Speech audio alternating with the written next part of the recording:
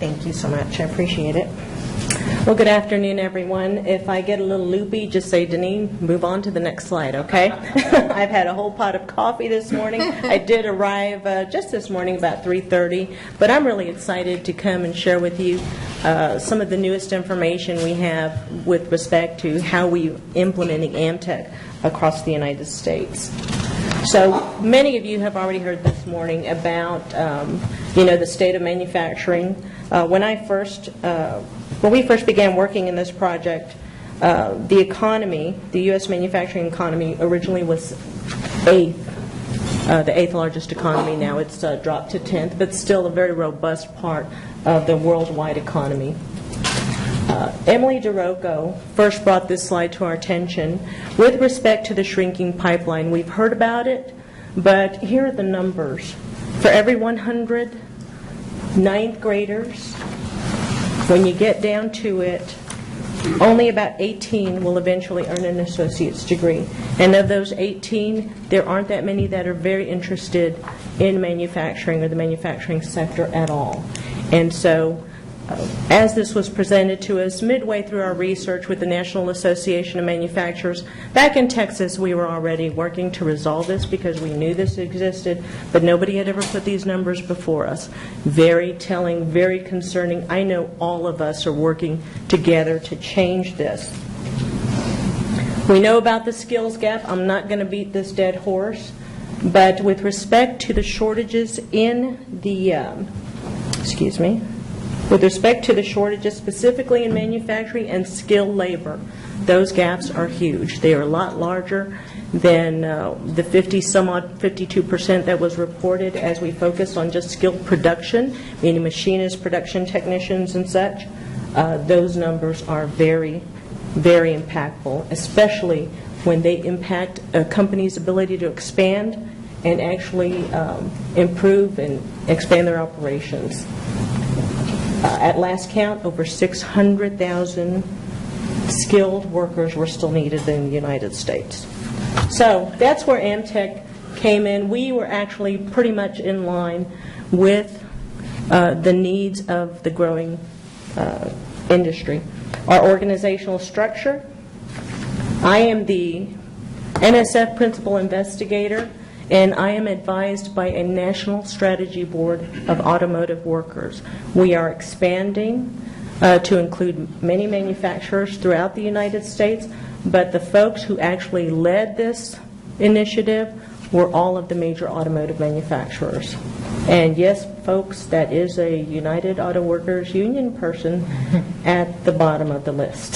So, our organizational structure is such that I report to the National Science Foundation, just so you can understand how this works in a nutshell. I have a national visiting committee that actually reviews the work that we do. I have the Industry Strategy Board that actually advises me, along with the College Leadership Board. And we have a third-party evaluator, and I oversee project staff. Our project staff are really our goal team champions that actually focus and help us to focus on implementing our goal teams. What is AMTEC known for? We are known for the big collaboration of 18 states among 38 community colleges and 34 auto-related plants. I've just recently created this map to actually show you in gold. You actually have our college partners, states that are implementing our curriculum right now. And when I say curriculum, they're utilizing our curriculum and our assessments, and they're actually utilizing or have just purchased the AMTEC simulator.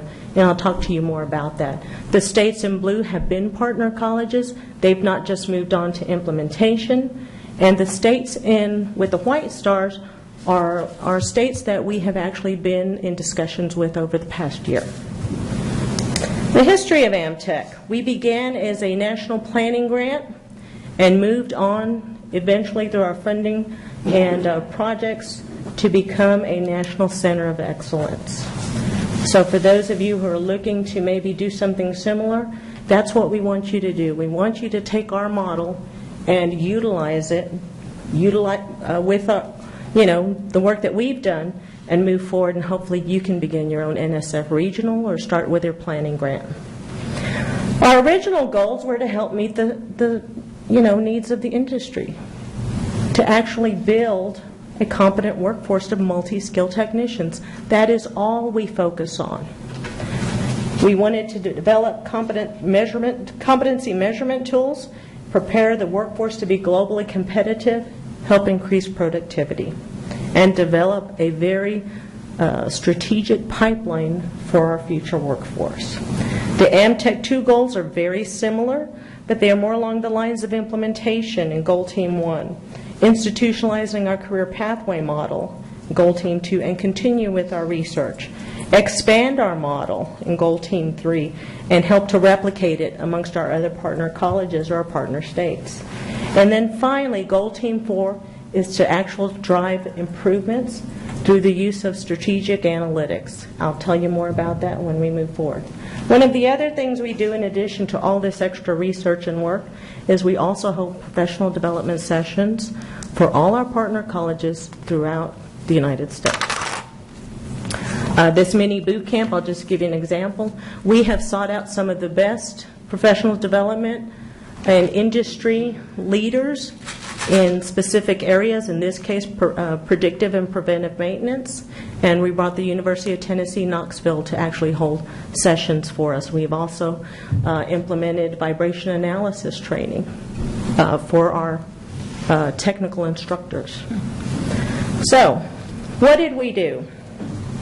Well,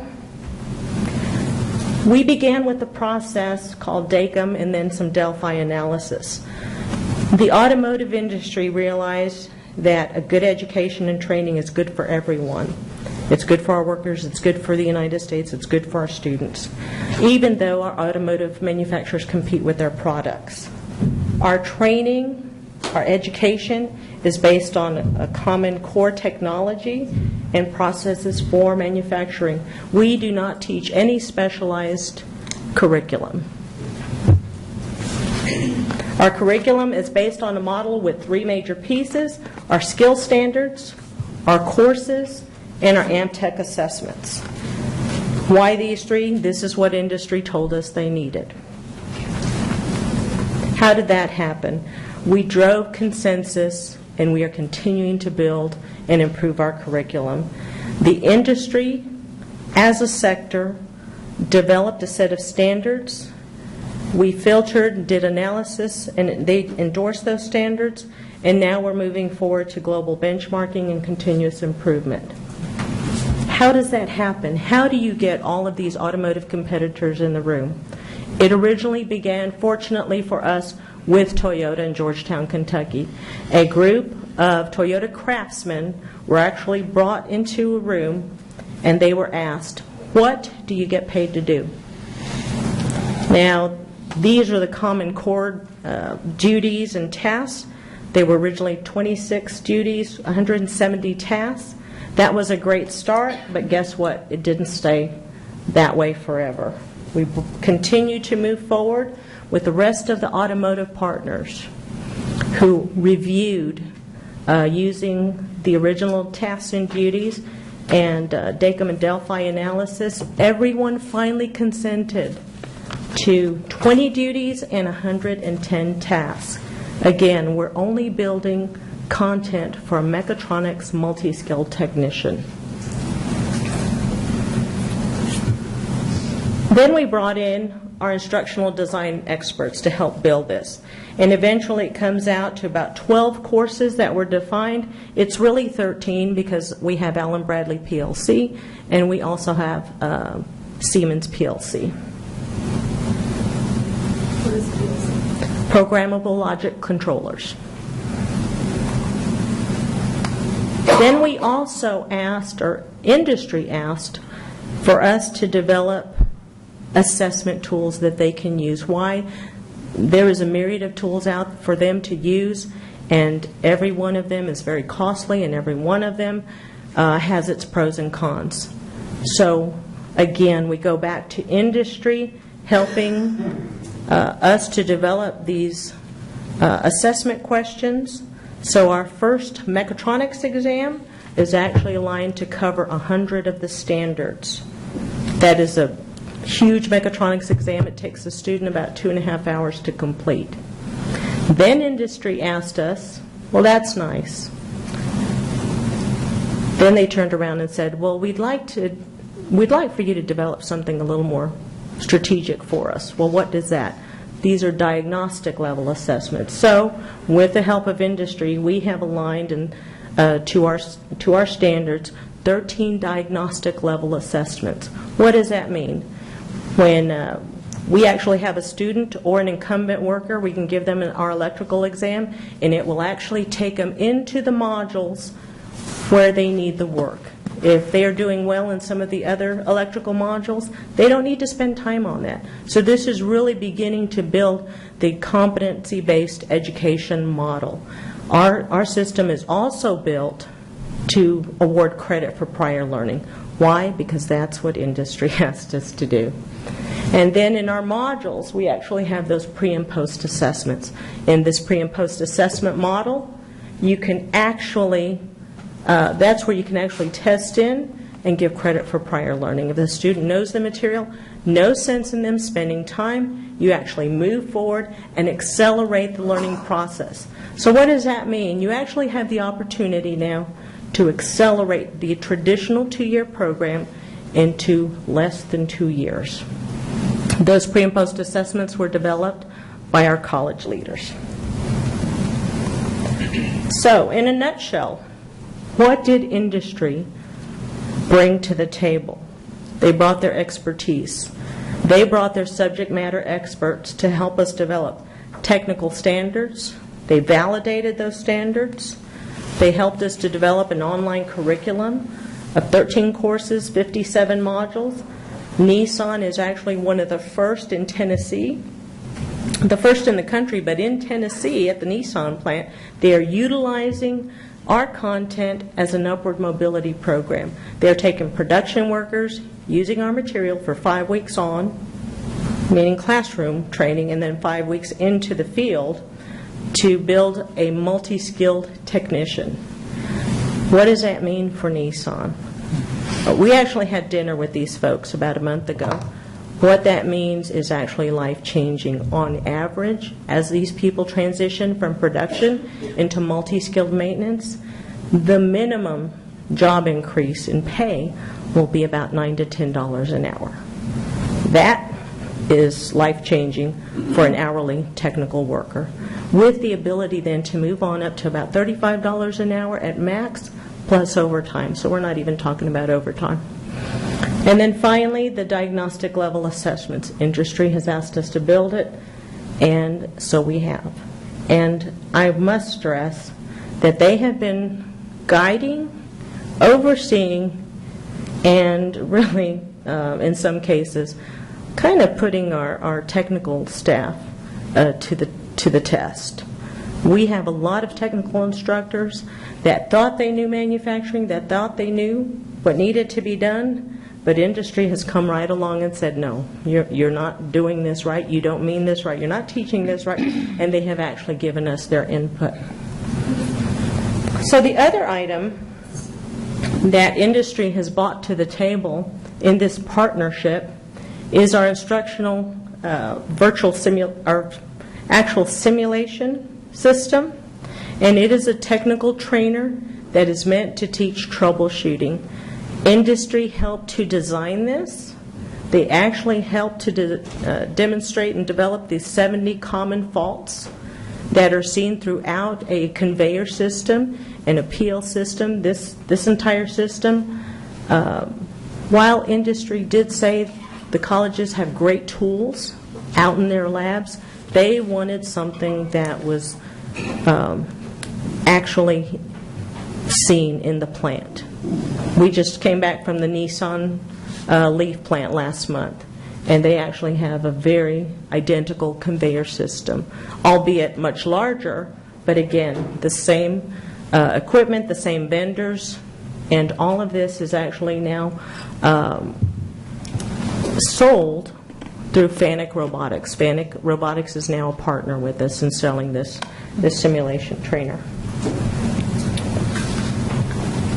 Any questions for me with respect to what I've covered so far with curriculum and assessments? Do you have any questions about the content? Yes, sir. I guess I'm trying to get in my head that you talked about secondary and post-secondary. Is this something that spans the two, and how do those two entities work together? Yes, actually. And I can speak to this because I actually implemented this back in Texas. We actually have a high school model called, and it might be in your program, the Alamo Academies. And we actually have researched that as a national best practice. Those high school students are actually doing a national certification in manufacturing. That is a very broad, it's the MSSC certification.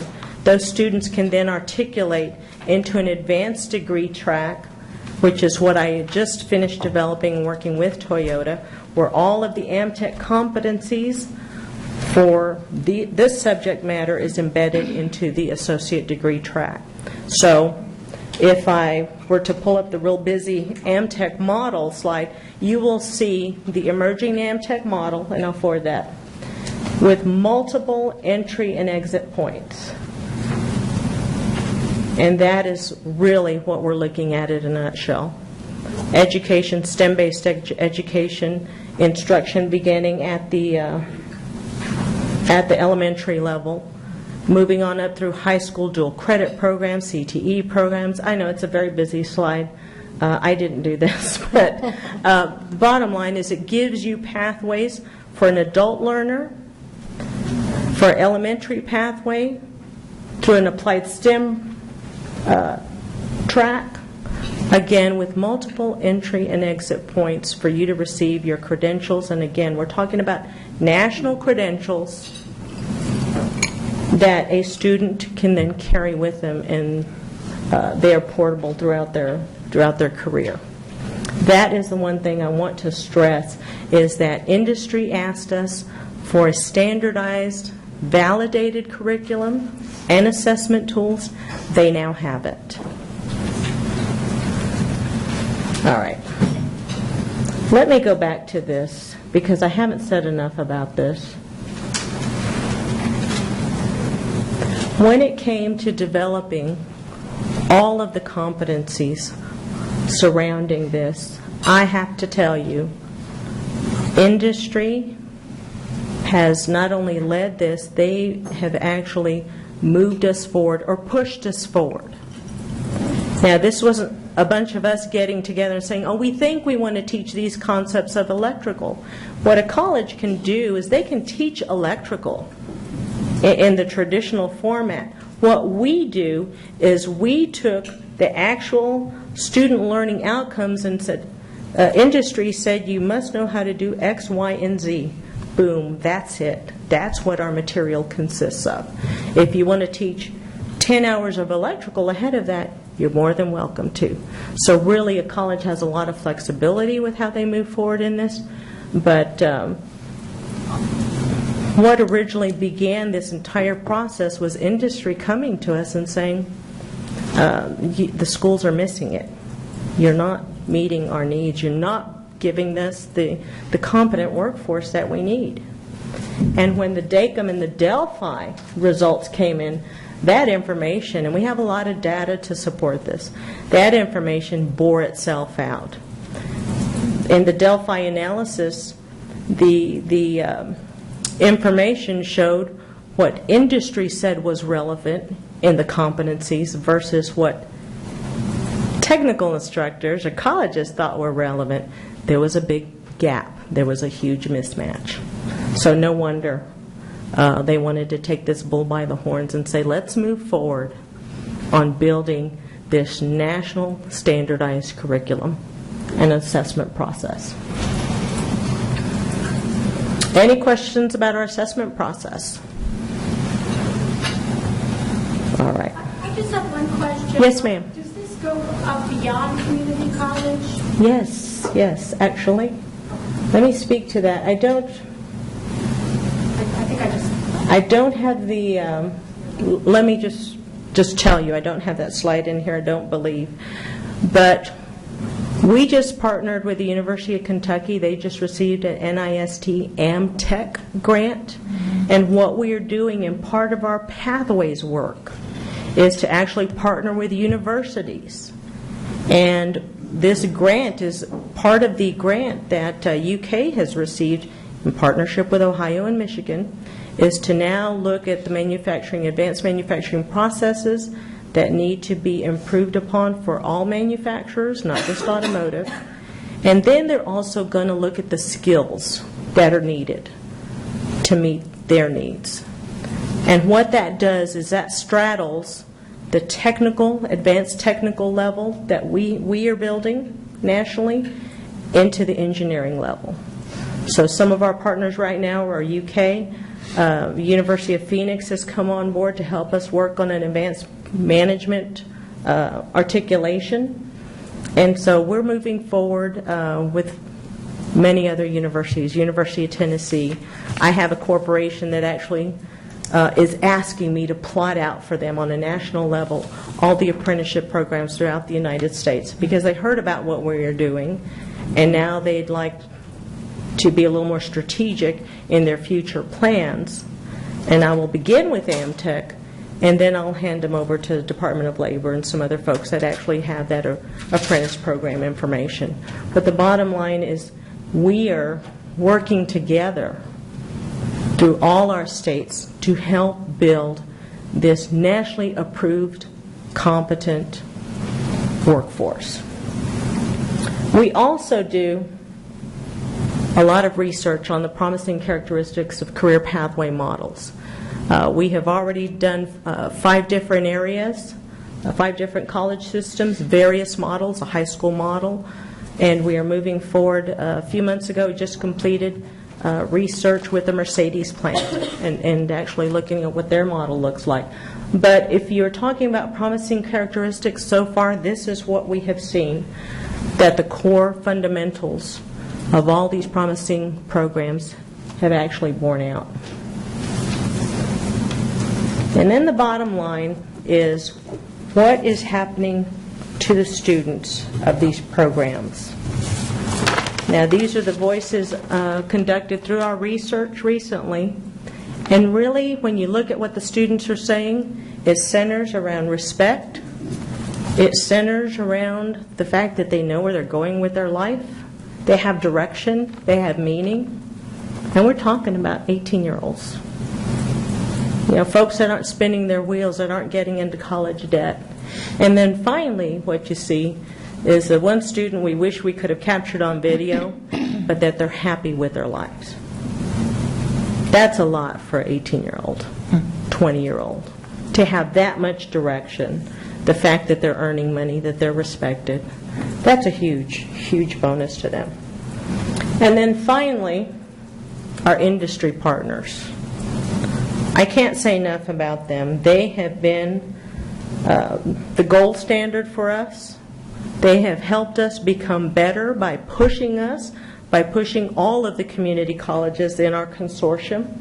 So much so that one of our lead colleges, Henry Ford, actually applied and received a TAC grant so they could move forward on their implementation with some of our AMTEC college partners. We're going to continue to support the pathways development, the leadership, and help to provide the pipeline that the industry needs. They have given us so much of their time, so much of their sweat and tears. And yes, I'm even talking about our union folks too. So the bottom line is we have had folks that have said, if all else has to go away in their industry, they will keep these students that they have groomed through the pipeline. So that tells a lot about their commitment to the college system. Any questions? Yes, sir. That last slide you had, our industry does not understand education. What does that mean, do you think? Really?